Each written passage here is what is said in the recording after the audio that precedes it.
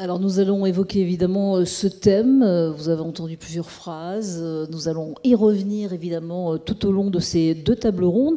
Et pour cette première table ronde, je vais appeler maintenant les intervenants à venir me rejoindre. Alors Christophe Tullier, vous êtes dirigeant d'AG6, expert en informatique. L'informatique est partout, on le constate évidemment dans les entreprises. Vous avez décidé avec votre équipe de mettre en place un projet il y a 3 ans pour que les salariés soient plus heureux au travail, autonomes aussi. Vous pouvez nous détailler ce projet ? Tout à fait. Donc, on est parti du postulat où effectivement, si on mettait le bonheur comme valeur fondatrice de l'entreprise, ça avait 2 effets. Le premier effet, c'est l'épanouissement des collaborateurs. Et le deuxième effet, c'est la performance de l'entreprise. Puisque, effectivement, tout le monde sait que à partir du moment où un collaborateur est bien, où il se sent bien, où il a les bonnes conditions de travail, eh bien, il est engagé. Et on sait tous faire la différence entre un collaborateur engagé et un collaborateur qui fait, entre guillemets, juste son travail. Mais pas toujours avec le numérique, parce que c'est vrai qu'on demande beaucoup plus tout le temps, plus vite, plus rapide. Il y a des avantages, mais il y a des inconvénients. Nous, le numérique est une déclinaison de notre projet. C'est-à-dire que notre projet à la base, c'est l'entreprise libérée, donc entreprise libérante. Je ne sais pas si vous avez déjà entendu parler de ce terme. Entreprise horizontale, entreprise démocratique. Donc il y a plusieurs terminologies. Donc nous, c'est notre projet de base. Donc on a voulu faire évoluer l'entreprise, non pas de manière traditionnelle et pyramidale, mais à travers ce nouveau modèle. Donc, à travers ce nouveau modèle, alors je ne sais pas si je peux présenter ou... Bien sûr, vous pouvez présenter. Ça sera plus simple. Oui, vous pouvez vous lever, voilà, et vous avez sur l'écran.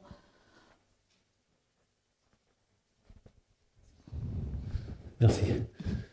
Ça sera plus simple pour moi l'expliquer. Alors, juste 2 mots sur l'entreprise, puisque quand on fait un témoignage, c'est quand même important de savoir qui on est et ce que l'on fait. Donc, juste en 2 mots, donc on est une ESN, une entreprise de service du numérique, ce qu'on appelait avant une USS2I. On est une 50aine de collaborateurs. On est basé donc à Noyon, en Picardie, donc on est cousins. Et on travaille principalement avec les grosses structures, donc les grosses PME et les grands comptes. Donc voilà, bon, je passe cette slide puisque ce n'est pas l'intérêt ici. Je pourrais vous revenir après dessus. L'important, c'est qu'à partir du moment où on a décidé de mettre le bonheur comme valeur fondatrice de l'entreprise, c'est comment on fait dans la pratique. Puisque effectivement, ça paraît un petit peu utopique, et d'ailleurs, c'est ce que m'ont dit mes collaborateurs quand on leur a parlé du projet. Eh bien, en fait, compte, il n'y a pas de recette magique pour le bonheur, sinon ça se saurait. Nous, on est parti d'une idée qu'on aimait bien, donc le livre de Daniel H. Pink, qui a écrit un bouquin sur la vérité sur ce qui nous motive, que vous connaissez peut-être, et qui parle des nouvelles formes de motivation pour sortir, en fin de compte, des méthodes traditionnelles de la carotte et du bâton. Et donc, il part du postulat où, effectivement, il y a 3 sujets donc, fédérateurs pour être épanoui, pour être heureux au travail. Le premier axe, c'est la finalité, c'est-à-dire qu'effectivement, si on réussit à rassembler donc, les gens autour d'un projet commun auquel ils croient, eh c'est très fédérateur. Et quand on regarde effectivement dans la vie courante, donc si on prend des sujets comme la politique ou la religion, on peut voir effectivement qu'à partir du moment où les gens croient à quelque chose de fort, ça peut déplacer des choses formidables. La deuxième chose, c'est la maîtrise. Donc la maîtrise, on en a parlé tout à l'heure déjà, c'est quelque chose qui est fondamental, puisqu'aujourd'hui, accompagner les gens sur les nouveaux métiers, savoir faire un métier, c'est quelque chose de très épanouissant. On a tous en tête l'image du luthier qui adore faire son travail parce qu'il sait le faire. Donc la maîtrise, c'est le deuxième projet. Et le troisième sujet, c'est l'autonomie. D'accord ? Puisque effectivement, par nature, l'homme a horreur d'être contrôlé. Donc à partir du moment où il est autonome, il peut choisir d'où il travaille. Donc ce qu'il fait et comment il le fait, c'est quelque chose de très épanouissant. Sans entrer dans les détails, mais pour bien comprendre ce que c'est qu'une entreprise libérante, puisqu'en fin de compte, nous, on a axé notre projet là-dessus. Et encore une fois, le numérique devient en appui de notre projet. On n'a pas déclenché notre projet par rapport au numérique. Donc voilà les grandes thématiques que je ne vais pas détailler, mais que je vais juste vous présenter sur les 3 grands thèmes. Donc sur le projet commun, il a été déterminé par nos collaborateurs, ceux qui l'ont fait, donc avec le délégué du personnel. Donc je ne vais pas les détailler ici, mais en fin de compte, il y a 3 axes qui étaient importants pour eux. La première chose qu'ils nous ont demandé, c'est de construire ensemble. C'est-à-dire que la G6 de demain, on veut le faire avec toi. On ne veut pas, en fin de compte, nous imposer des choses. Donc on veut construire au quotidien des choses avec toi. La deuxième chose qui est importante, c'est la relation humaine. On ne veut pas, en fin de compte, une entreprise où on n'a que des numéros. On veut une entreprise basée sur l'humain, où il y a de la considération, du respect, de la réciprocité. Il faut que les managers le fassent aussi. Voilà. C'est un changement de métier pour les managers. Voilà, ouais. Donc, et le troisième point, c'est la partie client. Parce qu'en fin de compte, ils ont bien conscience que ceux qui payent leur salaire au final, c'est bien les clients et non pas la société. Donc voilà, ça c'est le projet qu'ils ont choisi. Donc on a décliné un certain nombre de choses. On s'est organisé en cellules, donc organisation systémique. Donc tous les projets d'entreprise sont organisés en cellules autonomes et indépendantes. Quand on a un nouveau projet, on fait un appel à candidats. Les candidats viennent dans la cellule, cooptent un capitaine et ils sont complètement autonomes après avoir accompagné le capitaine dans ses nouvelles compétences. Transparence des informations, donc, qui est importante également, puisqu'effectivement on ne peut pas demander aux gens de collaborer s'ils n'ont pas un minimum d'informations à leur disposition. Considération, réciprocité, épanouissement, équité. Donc on a fait la différence entre l'égalité et l'équité, puisqu'en fin de compte on ne veut pas tous pareil. On attache beaucoup d'importance à l'individualité et la relation client. Donc la maîtrise, donc formation, partage de connaissances, on l'a évoqué tout à l'heure en introduction aussi. Très important, c'est-à-dire que la formation, on va aller la chercher en externe, mais on a aussi des compétences en interne, il va falloir les dispatcher, et c'est là où les outils du numérique vont nous aider. Et la suivi des compétences, qu'on sache qui fait quoi. Sur l'autonomie, donc les grands projets, donc l'innovation managériale, en 2 mots, on a séparé le management. Donc on a du management opérationnel, qui concerne donc le quotidien, le travail des personnes, et le management relationnel, qui concerne l'individu. D'accord ? Donc, le manager relationnel, donc, il va vraiment être orienté sur l'humain. Déspatialisation, donc c'est un projet de travail à distance. C'est un projet qu'on a fait avec l'ANACT, avec la RACT Picardie. On a travaillé 1 an et demi sur ce projet-là. On l'a appelé déspatialisation et pas travail à distance, puisqu'en fait, compte, travail à distance, c'est travailler à distance d'un point, donc, qui est généralement le siège. Nous, on voulait en fin de compte qu'il n'y ait pas de point, c'est-à-dire qu'on puisse travailler de la même manière de n'importe où. Donc on a préparé ce projet pendant 1 an et demi, on l'a mis en œuvre, donc on a des résultats très satisfaisants. Et le niveau d'autonomie, puisqu'en fin de compte, on a parlé d'autonomie, sur le principe c'est sympa, mais on fait comment pour que les gens aient envie d'être autonomes sans gérer le stress. Donc voilà ce qu'est l'entreprise libérante pour ceux qui ne connaissent pas. On pourra revenir dans les questions-réponses si vous le souhaitez. Donc nos besoins par rapport à ça, par rapport à cette organisation, donc, eh bien, en fin de compte, on a besoin, et ça a été aussi précisé en introduction, de construire l'information de manière collaborative, puisque c'est vital. À partir du moment où on est organisé en cellules, eh bien, il faut qu'on puisse capitaliser les informations, construire les informations en collectif. La deuxième chose, c'est de pouvoir échanger de n'importe où. Donc, nous, on a des collaborateurs qui sont situés sur toute la France. Ça ne doit pas empêcher ni les échanges ni le projet d'avancer. Quand on parle de déspatialisation, effectivement, on a un point de ralliement le lundi, donc tous à un point identique. Les autres jours de la semaine, on ne sait pas où sont les gens, enfin on sait où ils sont, mais c'est eux qui choisissent. Donc on a besoin de pouvoir continuer les échanges et le travail. Communiquer intelligemment, ça a aussi été dit et en introduction, c'est qu'à un moment donné, l'information et la transparence des informations, c'est important. Mais attention à la surinformation, donc ça veut dire qu'il va falloir communiquer de manière pertinente les informations qui intéressent les gens. Transmettre les savoirs, donc chose importante, nous on parle du principe que la transmission des savoirs, on en a numérisé une partie sur les fonctions, sur les rôles de base, et ensuite pour les compétences un peu plus évoluées, on est sur des modes plus traditionnels de présentiel. Et dernière chose très importante, dans toutes les entreprises, et encore plus dans une entreprise horizontale, puisqu'effectivement il y a une répartition et une dilution des informations, c'est qu'à un moment donné, il faut être capable de pouvoir les capitaliser. Bon, je ne vous présente pas cette slide, c'était pour resituer, parce que le numérique, c'est très vaste. Donc quand on parle de numérique, on a beaucoup de projets. Le numérique qui impacte directement donc les... Excusez-moi, je vais prendre un verre d'eau. Alors, je voulais juste vous dire, c'est vrai que sur le papier, c'est très beau. Vous avez plein d'idées, c'est formidable. Mais est-ce que il faudrait donc que toutes les entreprises mettent ça en place? C'est pas encore gagné partout. Ma conviction personnelle, c'est que je pense que dans 50 ans, toutes les entreprises sont calées là-dessus. parce qu'en fait, ça correspond au nouveau mode de management et toutes les ruptures qu'on peut voir. La rupture numérique en fait partie. Ne serait-ce que sur la déspatialisation, sur le travail à distance, quand on voit, surtout sur la région parisienne, où les gens font 1h30 de route pour se mettre derrière un ordinateur, et au final, travailler sur un gros système qui se trouve à Dublin ou je ne sais où, on dit qu'il y a vraiment quand même des enjeux importants pour pouvoir ramener de la condition de travail au niveau des collaborateurs. Moins de déplacements pour certains, mais moins de convivialité aussi. Par exemple, pour envoyer, vous avez un bureau à côté avec un collègue et vous allez envoyer un mail, vous n'allez pas vous déplacer. Avant, on se déplaçait peut-être et on allait dialoguer aussi, discuter. Maintenant, ça n'existe pratiquement plus. On envoie des mails même au bureau qui est même en face. Voilà. Nous, ce qu'on a constaté, moi j'ai travaillé pas mal dans les entreprises, ce qu'on a constaté, c'est qu'effectivement, dans les entreprises où il y a des grands bâtiments du tertiaire, on reprend la région parisienne, mais c'est vrai ailleurs, en fin de compte, la communication et la relation, elle se fait sur un périmètre très restreint. C'est-à-dire que sur on va dire l'étage ou les bureaux qui sont à côté. Nous, aujourd'hui, on a un point de ralliement, c'est le lundi. Donc effectivement, les autres jours de la semaine, on a la visio, on a la webconférence, on a le téléphone, on a plein d'outils. Par contre, en présentiel, c'est le lundi. Et c'est un vrai présentiel de ce fait. Et on multiplie au cours de l'année, effectivement, les points de ralliement et les échanges physiques. On a fait, par exemple, samedi, le barbecue, où il y avait tout le monde. Donc voilà, c'était... J'espère que ça se mettra en place, en tous les cas, et rapidement, mais bon. Donc, je vais juste vous parler des outils collaboratifs qui sont le plus impactants, puisque les outils numériques sur les applications GSIE, sur l'application métier, voilà, c'est moins impactant sur la relation humaine et sur les conditions de travail.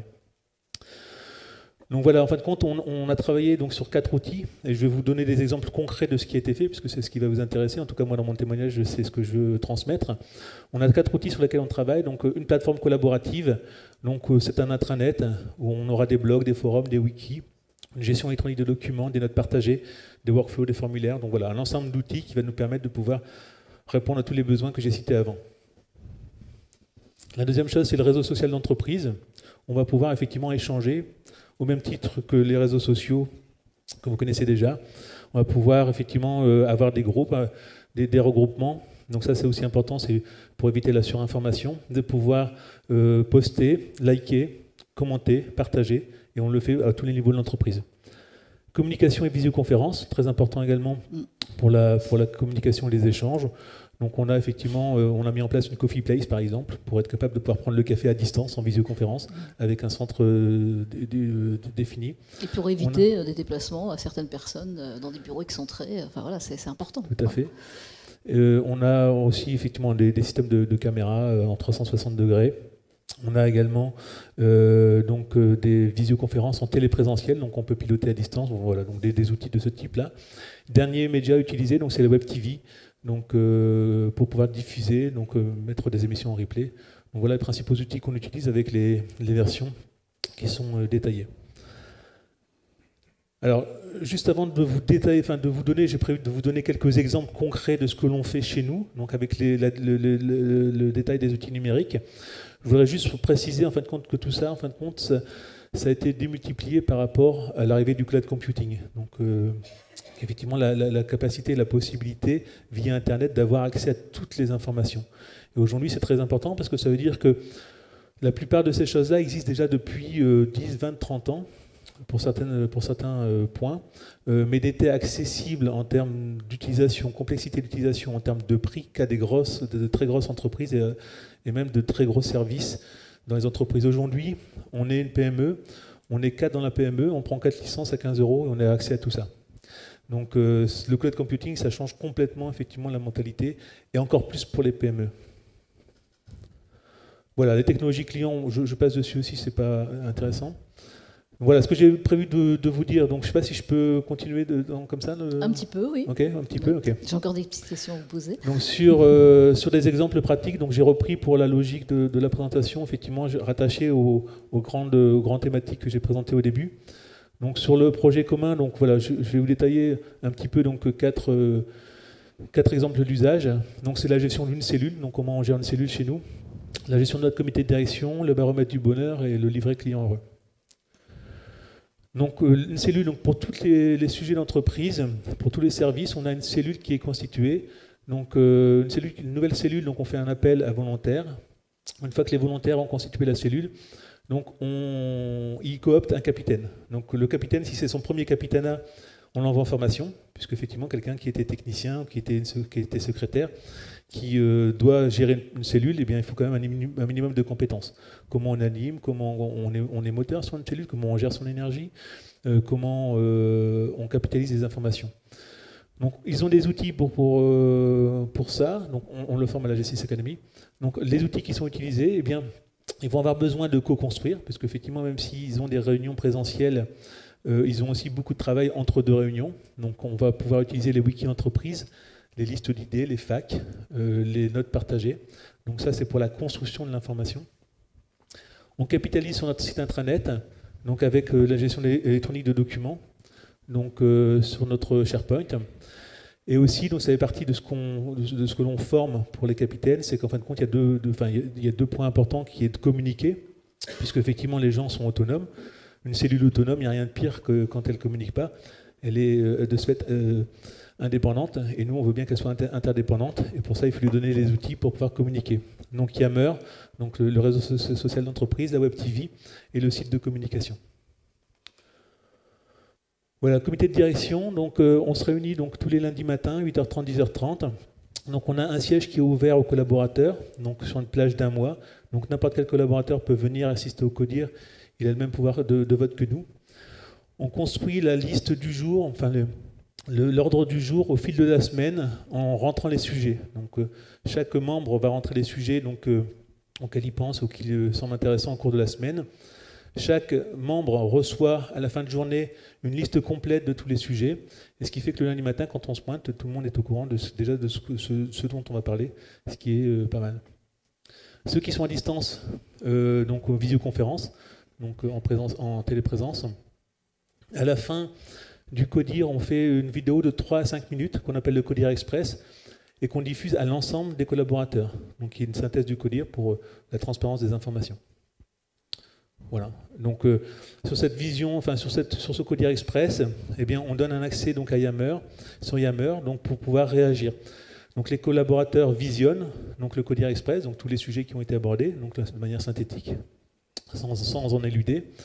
Ils peuvent en fin de compte réagir, ils peuvent en fin de compte commenter, dire tiens ça j'ai pas compris ou pourquoi vous avez fait ça, et à ce moment-là on peut venir compléter les informations. Baromètre du bonheur, je n'aurai pas le temps de vous expliquer pourquoi on l'a mis en place, mais donc c'est un questionnaire que l'on fait tous les mois, donc 6 questions. Les gens répondent simplement en cliquant sur soleil, nuage, pluie ou orage. Les résultats sont visibles dans une liste SharePoint, donc dans une liste sur notre intranet, qui n'est accessible que par notre DRH. Et c'est elle qui prend les premiers contacts pour voir effectivement s'il y a des variations ou s'il y a des problèmes. Il y a une synthèse graphique qui est affichée également sur notre intranet, donc en temps réel, sur effectivement les résultats globaux, donc avec le minimum, le maximum et la moyenne, pour donner un indicateur aux gens. Bon voilà, ça, client heureux, voilà, c'est un groupe de travail qui l'a fait également. Donc beaucoup d'échanges sur Yammer et SharePoint, et donc constitution d'un petit livret en format PDF. Des formations sur la relation client à tous les niveaux de l'entreprise avec des vidéos en replay sur notre Web TV. Voilà, donc sur la deuxième thématique, vous vous souvenez, donc il y avait le projet La Maîtrise, donc sur la maîtrise. Donc là je détaille 2 exemples d'usage. Donc le premier exemple c'est le e-learning, où effectivement on a la possibilité de pouvoir mettre des contenus pédagogiques donc sur notre intranet SharePoint, donc vidéo commentée, donc vidéo, donc PowerPoint commenté, les modules vraiment de e-learning, donc des guides ludiques, donc tout ça avec la possibilité d'avoir des QCM si nécessaire. Donc encore une fois, comme je disais tout à l'heure, cette partie-là, elle traite en fin de compte que les fondamentaux, que les bases. Dès que ça devient un peu supérieur, on utilise soit de transfert de compétences directes ou des formations traditionnelles en présentiel. Gestion des compétences. Donc la gestion des compétences, ce sont les collaborateurs eux-mêmes qui saisissent leurs compétences sur le tableau de compétences, puisqu'on voulait que tout le monde sache qui a quelles compétences. Et on ne voulait pas maintenir le tableau, donc on leur a demandé, enfin c'est même eux qui nous l'ont demandé, s'ils pouvaient le saisir. Donc ils le saisissent directement de manière centralisée. Ne pas imposer. Voilà, ne pas imposer. Et en fin de compte, c'est la seule certitude qu'on ait d'avoir un tableau tout à fait à jour, parce que sinon il n'est jamais à jour quand c'est quelqu'un qui centralise. Et avec la possibilité aussi de liker ou de commenter de manière constructive les compétences des autres, toujours dans le collaboratif. Donc stocké sur notre intranet SharePoint, donc pareil, c'est toujours les mêmes outils. Notification possible par mail. Si on est intéressé par voir ça, on s'abonne et à ce moment-là, on reçoit de manière régulière les modifications et les fluctuations des gestions des compétences. Il me reste juste le troisième domaine, et après c'est bon. D'accord. Donc sur l'autonomie, donc choisir son lieu de travail. Donc c'est le programme de déspatialisation que j'ai évoqué tout à l'heure. Donc on a travaillé pendant 1 an et demi, donc non seulement sur les outils, mais également sur l'organisation et sur le management. Ce qui fait qu'aujourd'hui, effectivement, on peut vraiment travailler de la même manière. Quand on vient à l'ancien siège, eh bien, on a la même gestuelle que quand on est chez nous, quand on va dans un hôtel sur la côte. On a des gens là dernièrement, on a quelqu'un d'origine portugaise qui est reparti dans sa famille, donc pendant une semaine au Portugal et qui a travaillé d'une semaine de là-bas. Travailler chez soi, aussi des personnes qui préfèrent chez soi ou n'importe où. Qui s'organisent ou n'importe où. Ça peut être l'occasion d'aller voir de la famille dans le sud de la France, à partir du moment où on garantit que le travail est fait. Mais pendant les heures de travail, voilà, pas après. Gérer. C'est quoi les heures de travail? Oui, mais pour certaines entreprises, ne pas dépasser. Après, c'est vie privée, vie professionnelle, il n'y a plus de barrière. Moi, j'ai un de mes collègues qui me racontait sa journée la dernière fois, donc il habite la région parisienne. Il me dit, Christophe, moi je me lève de bonne heure parce que je suis un lève tôt, donc il se lève à 6h. Il me dit, je vais sortir le chien parce que c'est son histoire. Et il me dit, je commence à travailler à partir de 6h30. Je travaille jusqu'à 10h15, 10h30, et 10h30 je vais faire un footing. Je reviens, je prends une douche, donc je reprends le travail vers 11h30, jusqu'à 13h, et là je peux manger avec ma femme, chose que je ne pouvais pas faire, ça fait des années que je ne pouvais pas faire, là je peux déjeuner avec elle. Je fais une sieste. Je reprends vers 14h30, 14h45 et je termine ma journée. Il me dit, je ne sais même pas quand je la termine. En fait, quand je termine, quand j'ai fait mon travail. Gérer son temps. Gérer son temps, voilà. Et voilà.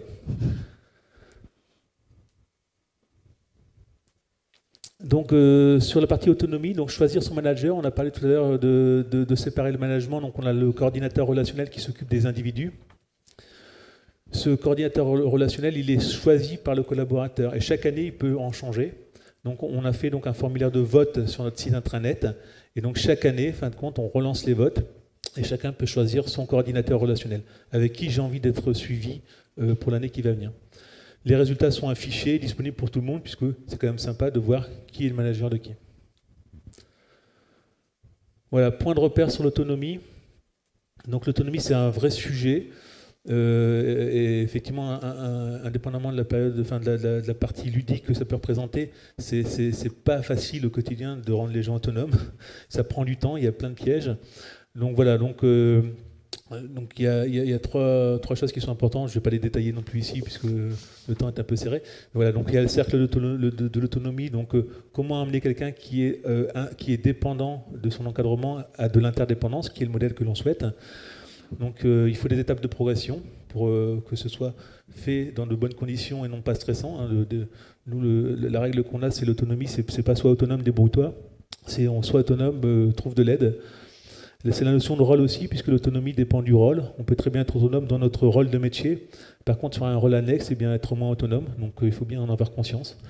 Et tout ça, effectivement, on le gère donc à travers des e-learning et des vidéos apprenantes.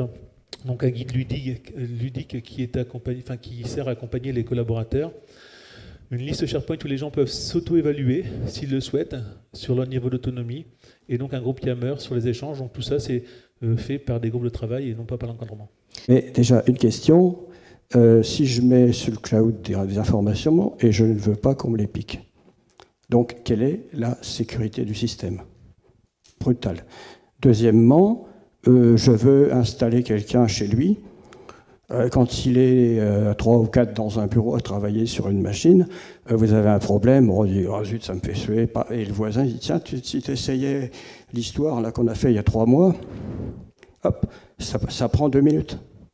Quand chacun est chez soi, il ne va pas téléphoner aux collègues, sauf s'il est relié en permanence.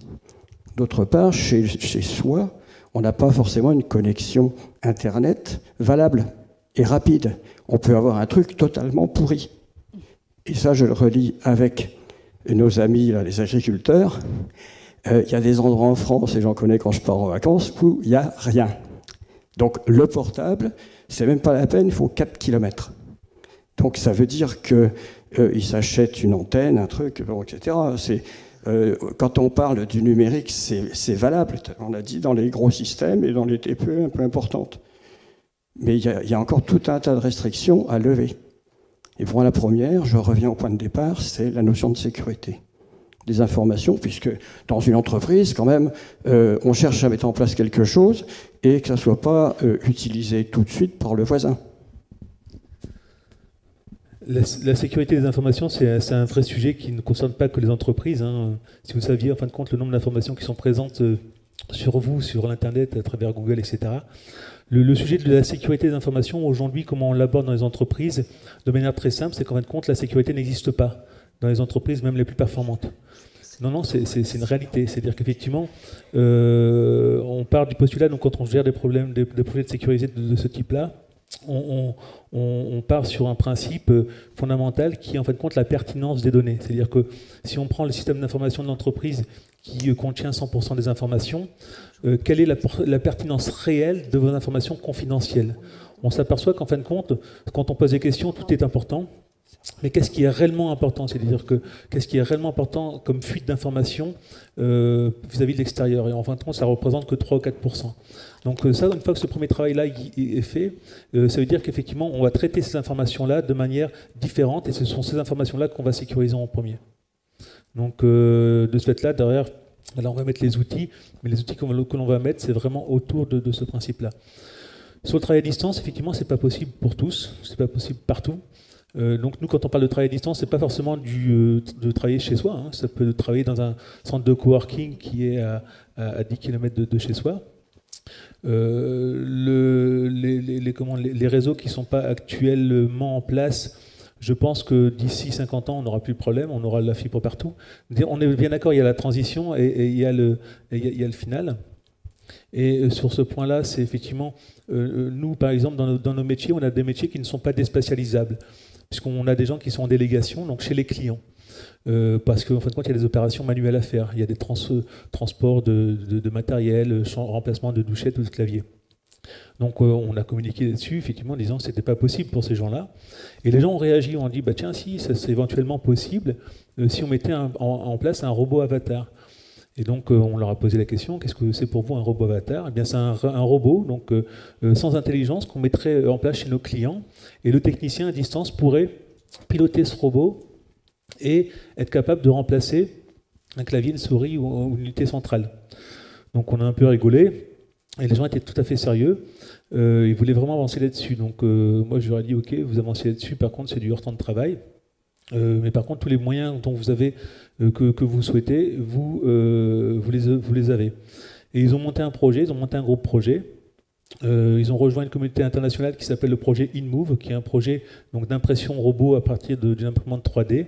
Et aujourd'hui, ils ont un bras qui est articulé, qui est piloté à distance.